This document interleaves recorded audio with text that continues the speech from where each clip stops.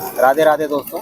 अक्सर लोग कहते हैं कि ईश्वर हमारे बीच ही भेष बदलकर इंसानों के भेष में रहते हैं।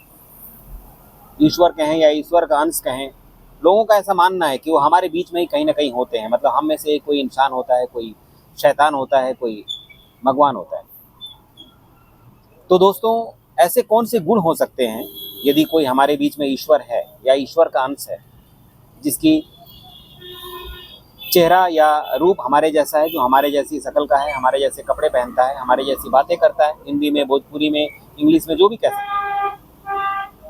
तो ऐसे कौन से गुण हो सकते हैं जिससे हम छुप के पहचान सकते हैं कि हो ना हो ये ईश्वर है, क्योंकि ये कोई साधारण मानव नहीं हो सकते। तो वो कौन से गुण हो सकते हैं जिसको देखते ही हम कह सकते हैं कि ये ईश्वर है, ये हमारे लिए पूज्य हैं, हमें इसका सत्कार करना चाहिए, हमें इनका ध्यान रखना चाहिए, हमें इनकी पूजा करना चाहिए। दोस्तों, आज तक मैं जितने भी लोगों से मिला हूँ,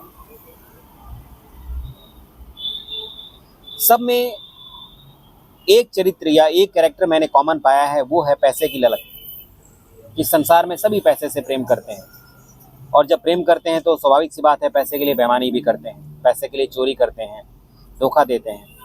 कोई कम देता है, कोई ज़्यादा देता है, पर पैसे के लिए हर बंदा कहीं ना कहीं अपना चरित्र या स्वभाव इंसान के तौर पे गिराता ही है, जिससे वो इंसान बन जाता है। ऐसे में जो ईश्वर का अंश होगा, निश्चित ही ये अवगुण उसके अंदर नहीं पाए जाएंगे।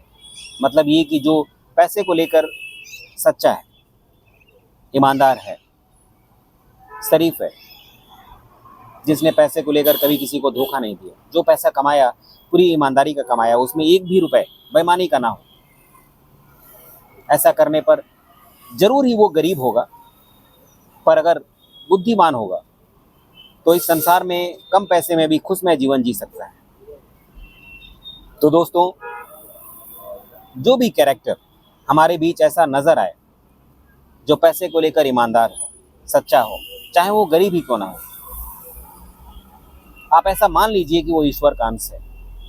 मेरा अनुभव कहता है, ऐसे लोग की वजह से हम इस संसार में जिंदा हैं, हमारा वजूद है।